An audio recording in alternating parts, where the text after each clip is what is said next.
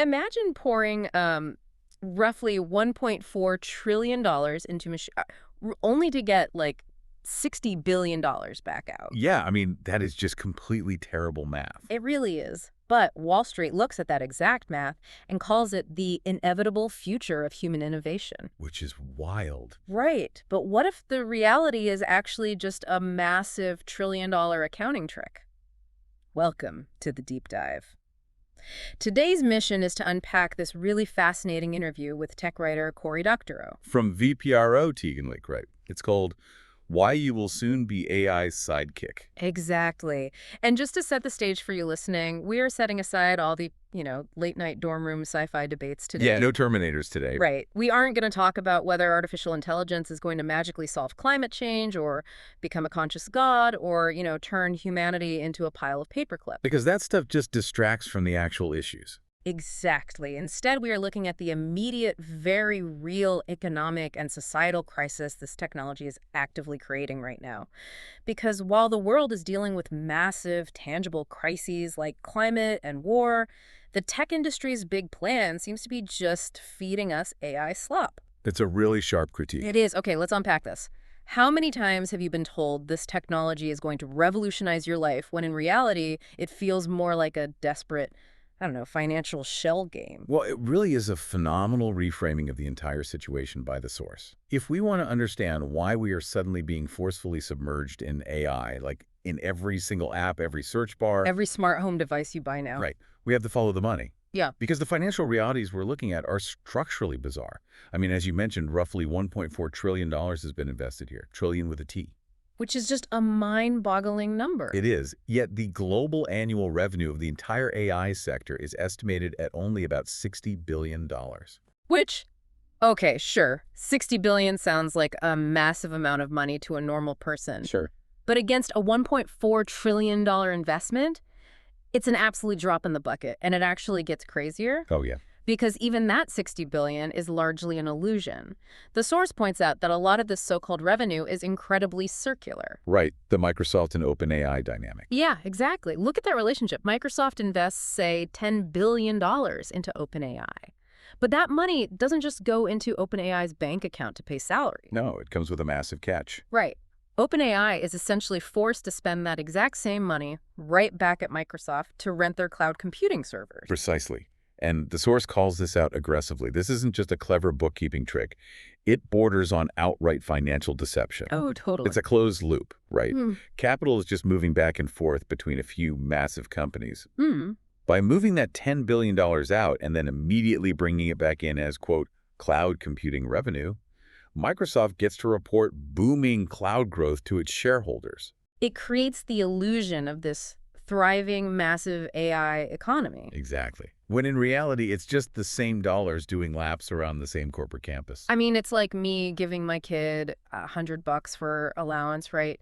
With the strict condition that they have to spend it all buying lemonade from my own lemonade stand. That's a perfect way to look at it. And then I take that $100, march down to the bank and say, look at my booming lemonade revenue.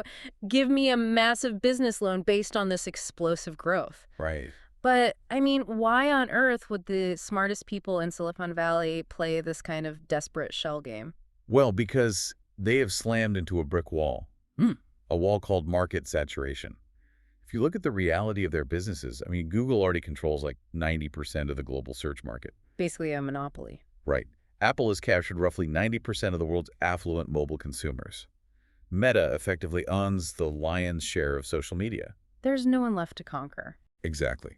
On a finite planet, with a finite population, it is physically impossible for them to acquire massive blocks of new users. They cannot structurally grow their core businesses anymore. But Wall Street operates on a totally different set of physics, doesn't it? Completely. Wall Street punishes stagnant companies severely. Right, because investors aren't buying tech stocks for a nice, steady, conservative dividend check. They're buying the promise of infinite exponential growth. Always. If a tech CEO gets up on stage and admits, hey, we've conquered the market, we are now a mature, stable company, their stock price doesn't just level off, it collapses. Completely collapses. And the source points back to a highly revealing historical moment in January 2022. Oh, with Mark Zuckerberg? Yeah. Zuckerberg got on an earnings call and had to announce that Meta's user growth was slightly lower than they had predicted. He didn't even say they were losing money, right? No, he didn't announce bankruptcy. He just admitted that the growth was slowing down. Yeah. And the market reaction was violent. Meta lost $240 billion in market value in a single day. $250 billion. Right. At the time, that was the largest single-day decapitalization in the history of the stock market. Just evaporating into thin air because the infinite growth curve flattened by a fraction of a degree. And this fundamentally changes how these companies operate, right? Especially when it comes to acquiring competitors. Absolutely. Because consider how acquisitions normally work. The source uses this great analogy of a bidding war between a traditional hardware company like Philips and a tech giant like Meta. Right, over a promising startup. Yeah. If Philips wants to buy that startup, they have to go to a bank, prove their value, get real physical euros, and pay for it. Real money. But if Meta wants it, because their stock is so highly valued by this absolute illusion of future growth, they literally just type zeros into a spreadsheet, issue some new stock, and use that inflated monopoly money to buy the company. What's fascinating here is how predictably this cycle operates. In economics, there's a concept known as the law of Stein. Named after Herbert Stein, right? Yes. And it's beautifully simple. It says, if something cannot go on forever, it will eventually stop. Makes sense. The tech industry's exponential growth curve cannot go on forever. So, to delay the stopping part, to delay that inevitable crash, they have to constantly pivot to imaginary concepts. Because you can't price what doesn't exist yet. Exactly. Google could never convince Wall Street that they were going to transform into a competitor whose financial ceiling was already known. Right. They can't claim they're going to become the next Facebook. Because Wall Street knows exactly what a Facebook is worth. But if you tell investors you are building the metaverse, or you are a Web3 pioneer, or now an artificial general intelligence company, then there is no historical precedent. Exactly. No one can accurately price a godlike superintelligence. So the valuation ceiling disappears, and the bubble inflates further. Which is exactly what we saw with crypto and NFTs just a couple of years ago. It's the exact same playbook. But because they've inflated the specific AI bubble to the tune of $1.4 trillion, it forces this massive physical shift in how these companies have to operate in the real world. Because they have to justify that number. Right. They can't just promise us cooler smart home gadgets. They have to mathematically prove to their investors that AI is going to drastically reduce human labor costs across the board. That is the core promise. But here is the rub. Running these massive AI models requires staggering amounts of electricity and highly specialized microchips. It is incredibly expensive. It is a critical bottleneck. Yeah. Cannot use this technology to replace a taxi driver or a fast food worker because the raw computing power required to run the AI in real time costs significantly more than the human worker's hourly salary. Right. So to make the math work, they are forced to target high-paying, highly skilled jobs. And that necessity forces a deeply toxic shift in how we actually engage with our work. I love the framework the source uses to describe this shift. We've got the centaur versus the reverse centaur. Yes, this is a great concept. A traditional centaur is a human being who is aided by a machine. The machine empowers the human to do something better. Think of wearing a pair of eyeglasses, or a human riding a bicycle, or a master chef using a digital meat thermometer. The human is completely in charge. Exactly. The tool just enhances their natural ability. But the economic demands of this $1.4 trillion bubble are pushing us toward the reverse centaur. Which sounds terrifying. It is a nightmare scenario where a human is forced to serve a machine. The human essentially becomes the fleshy, disposable glue bridging the gap where the software just isn't capable yet. Right. Look at an Amazon delivery driver today. They're sitting in a van surrounded by 16 cameras and dozens of sensors, being constantly monitored by an algorithmic manager. Right. If they drive with their mouth open, maybe they're just singing along to the radio, or they yawn because they're exhausted, the machine immediately flags them as distracted and actively docks their pay. It's intense surveillance. And if they stop to use the restroom, they miss the hyper-optimized quota set by the routing algorithm. The human isn't using the van to deliver packages better. The algorithmic van is using the human as a physical extension of itself. Exactly. And building a multi-million-dollar AI infrastructure just to micromanage a gig worker feels like I don't know, using a luxury mega yacht to cross a puddle. The operational overhead completely destroys any point you were trying to make. But now they want to apply this reverse centaur model to white-collar work. They have to, in order to justify the valuation. Take the legal profession as a prime target. The economic model here envisions a law firm firing 95% of its staff. Wow, 95%. Yeah, and the remaining 5% of lawyers are not retained to practice law in any traditional, thoughtful sense. They are retained purely to operate and monitor chatbots. So they just manage the AI. Right. They are expected to generate the raw output of the entire former staff, allowing the firm's partners to pocket the massive savings in labor costs, while paying a hefty subscription fee to the AI software provider. Let me push back on this for a second, though. If I'm one of those remaining 5% of lawyers, wouldn't I just be a superpowered centaur? How so? Well, if the AI is doing all the tedious boilerplate writing and grinding through thousands of pages of case research in seconds, isn't that just making my job incredibly easy? I mean, that is the utopian sales pitch. But the practical reality of this dynamic is much darker. Those remaining lawyers are not given a leisurely, comfortable schedule to sit back, sip coffee, and review the AI's brilliant legal maneuvering. I'm guessing their bosses want more out of them. Oh, absolutely. They are handed impossible machine speed quotas. They have to review so many machine-generated legal briefs per hour that they physically do not have the time to verify the facts. Oh, wow. And because we know these large language models frequently invent information, what the industry politely calls hallucinations, the briefs are often riddled with completely fabricated legal citations. So what happens? Do the lawyers just let the fake cases slide into court? They are forced into a terrible structural choice. A junior associate can spend the appropriate amount of time thoroughly checking every single citation the AI generated. But then they miss their quota. Exactly. If they do that, they will inevitably miss their machine-mandated quota, and they will likely be fired by their boss today. Right. Or they can blindly rubber stamp the AI's work, meet the quota, keep their job today, and risk a judge potentially getting furious at them for a fake citation 6 months down the line. The incentive structure heavily favors speed over quality. Because the bosses don't actually care if the technology works perfectly. They just care that they can fire expensive people and replace them with cheap software subscriptions. Exactly. We literally saw this exact same playbook decades ago when companies outsourced customer service to overseas call centers. They gave workers rigid, unbreakable scripts that completely prevented them from actually solving your unique problem. It made the customer experience miserable. Totally miserable. Now, they are replacing those call centers with chatbots, entirely because a chatbot can absorb endless verbal abuse from a frustrated customer without ever demanding a living wage or needing a bathroom break. Have you ever been stuck in an endless loop with an automated customer service bot when your flight gets canceled? Oh, it's infuriating. You are interacting with a system designed to wear you down, not help you. Which brings us to a fundamental systemic breakdown. If this entire economic model relies on a highly stressed, overworked human in the loop to quickly catch the machine's inevitable mistakes, what happens when both the human and the machine start failing at the exact same time? Catastrophe. Because human beings are psychologically terrible at monitoring automated systems for rare errors. Right. Think about airport security. The source points out that when government testers try to sneak disassembled bomb parts through an X-ray scanner, the human operators frequently miss them. Why?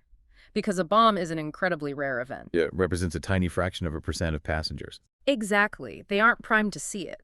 But those exact same security operators will catch a rogue bottle of water in a backpack every single time because they see them constantly and get regular practice catching them. Translate that psychological blind spot to the tech world. You have programmers who are told to use AI to generate thousands of lines of code, and they have strict quotas to review it. They are skimming it at breakneck speed. Right, looking for water bottles. Exactly. 99 times out of 100, the code might be perfectly fine boilerplate. Yeah. But that one time the AI hallucinates a critical security flaw, the human will read right past it because they simply aren't primed to look for rare systemic errors at that speed. It's the same in medicine. If a doctor is forced to use an automated diagnostic tool that spits out a reading of 42 degrees Celsius, which is about 107 Fahrenheit, a highly dangerous fever, a doctor with time and autonomy will physically touch the patient's forehead, realize they aren't burning up, and say, hey, this machine is broken. But AI integration is fundamentally designed to strip away that time and autonomy in order to maximize efficiency and profit. If you remove the doctor's time to double-check, they have to trust the machine. And that is purely the human failure side of the equation. On the machine side, the technology itself is facing a crisis that the industry is trying desperately to ignore. Oh, right. Researchers refer to it as model collapse. As the internet rapidly fills up with AI-generated text and images, the slop we talked about earlier, the newer versions of these AI models are increasingly scraping that exact same slop to train themselves. They're eating their own waste. Exactly. It's often compared to the disastrous agricultural practice of feeding cow brains back to cattle, which resulted in the outbreak of mad cow disease. Wow. We're currently watching the onset of mad AI disease. When an AI trains on human-generated data, it captures a wide, nuanced spectrum of human thought.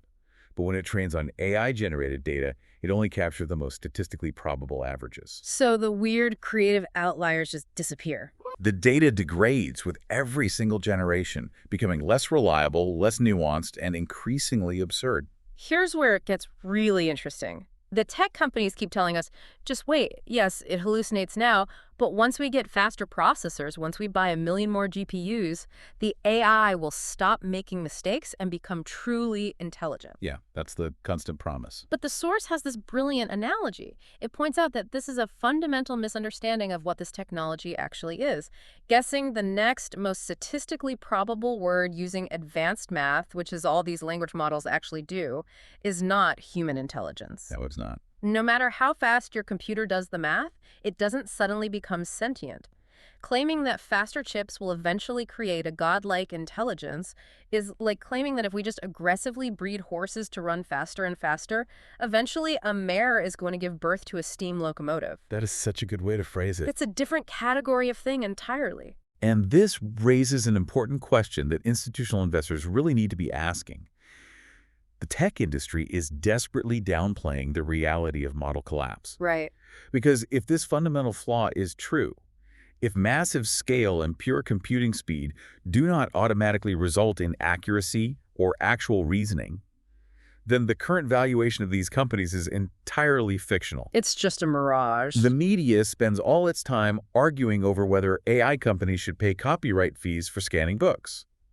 The real question is whether figures like Sam Altman are effectively conning institutional investors out of billions of dollars for a technology that fundamentally cannot deliver on its central trillion-dollar promise. Okay, so let's tally this up. Because we have an economic model that is mathematically impossible because of market saturation, we have a workplace model that relies on exploiting stressed-out reverse centaurs, and we have a core technology that is actively degrading by eating its own synthetic slop. It's a perfect storm. It really is. So, per the law of Stein we discussed earlier, this cannot go on forever. This bubble absolutely has to burst. So what happens a day after the music stops? Well, this is where we actually find a surprising amount of optimism in the source material. Historically, when a massive tech bubble bursts, it leaves behind a lot of highly useful debris. Like what? Think back to the dot-com crash. It left miles of dark fiber optic cable that eventually became the backbone for the modern internet. Oh, that makes sense. In this case, when the AI bubble pops, the market will instantly be flooded with incredibly cheap computing hardware. All those highly coveted GPUs will be sold off in massive liquidation sales for pennies on the dollar. And you'll simultaneously have a massive pool of highly skilled, newly unemployed tech workers who are suddenly free from the ridiculous demands of their former mega corporate bosses. Exactly. They can actually start collaborating on projects that are useful rather than just optimizing ad clicks. Precisely. And they won't even have to build the foundational software from scratch. In their desperation to capture developers, these tech giants have already open-sourced a lot of their models as marketing demos. Oh, right. We already have proof that this leaner, cheaper approach works. Look at DeepSeek, a prominent Chinese AI lab. They recently took open-source concepts and optimized the math so efficiently that their models could run on older, significantly cheaper computer chips, while still matching the performance of the massive proprietary American models. Which completely shattered the narrative that you need a $100 million supercomputer to compete. Yes. When Wall Street realized that a scrappy team with cheap hardware could match a $1 trillion monopoly, it caused an absolute panic. NVIDIA, the company that manufactures those wildly expensive high-end chips, lost $600 billion in market value in a single day. It's staggering. That set the new world record for single-day decapitalization, completely destroying Meta's old record. And it mathematically proves that the future of AI doesn't have to be a monopolistic, all-consuming deity that requires a trillion-dollar sacrifice. It can just be a useful tool, a simple plugin for your spreadsheet or your coding environment. Right. If we stop chasing the illusion of artificial superintelligence, we don't need to literally boil the last 3 milliliters of a nation's drinking water just to cool a massive data center. Also, a customer service chatbot can spit out a wrong answer half a second faster. AI can become normal, appropriately scaled, and sustainable technology. Now, this is where the material takes this economic crash and ties it to a really bold geopolitical argument. And I want to be strictly clear here. We are just reporting the viewpoints and observations presented in the source material. Important caveat. Yes, very important. But they argue that the public anger over this AI bubble is aligning with a much larger global shift because people are angry. They are tired of the internet filling up with AI slop. They are furious about their local water bills skyrocketing to cool data centers, and they are deeply anxious about the constant threat to their livelihoods. Yeah, there is a lot of resentment. And the material connects this directly to a broader, decade-long political anger over extreme wealth inequality. Yes, the perspective presented relies on political science research, specifically highlighting a famous 2014 study often referred to as the oligarch study. Okay, what did that study find? The research analyzed thousands of policy decisions in the U.S. and concluded that the policy preferences of ordinary citizens have virtually no statistical impact on what laws actually get passed.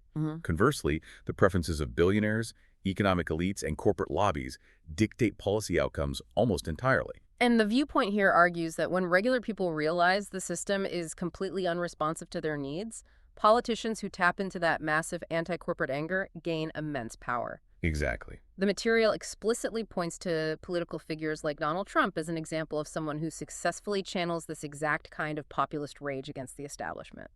And the ultimate geopolitical takeaway presented is that U.S. tech monopolies can simply no longer be trusted by the rest of the world. The argument is that they steal data, they aggressively spy, and they could easily be weaponized. If we connect this to the bigger picture, the material outlines a scenario where a U.S. president, acting purely on a political whim, could weaponize Microsoft or Google infrastructure to shut down agricultural tractors in Denmark. Wow. Or cut off an entire country's access to vital goods, whether that's Ozempic or Lego, just to enforce geopolitical will. Which makes relying on American big tech a massive national security risk for everyone else. Exactly. And the argument is that the impending burst of the AI bubble is a rare, once-in-a-quarter-century opportunity for global technological independence. For decades, the entire world has relied on American software infrastructure. Right. But if the trust is completely gone and the financial bubble bursts, the rest of the world suddenly has the cheap hardware, the open-source software, and the motivation to build safe, non-exploitative, independent systems. There is a famous quote from Amazon founder Jeff Bezos. Oh, I know this one. Yeah. Your margin is my opportunity. Meaning, if you are overcharging people, I can swoop in, charge less, and steal your business. Exactly. And the perspective here argues that the massive bloated profit margins and the extreme hubris of American big tech are now the rest of the world's opportunity. It's a chance to finally stop sending 30 cents of every single digital transaction back to Cupertino, California, and instead build decentralized technology that serves the public good rather than inflating a billionaire stock portfolio. So we've gone from billionaires trying to feed us AI slop to justify a mathematically impossible $1.4 trillion Wall Street fantasy to the dystopian nightmare of turning everyday workers into reverse centaurs just to prop up the illusion of efficiency. It's been quite a journey. We've seen how the technology itself is degrading into mad AI disease, and how the inevitable collapse of this financial bubble might actually be the very thing that saves us, living behind the cheap tools and skilled workers needed to build something infinitely better. So what does this all mean for you?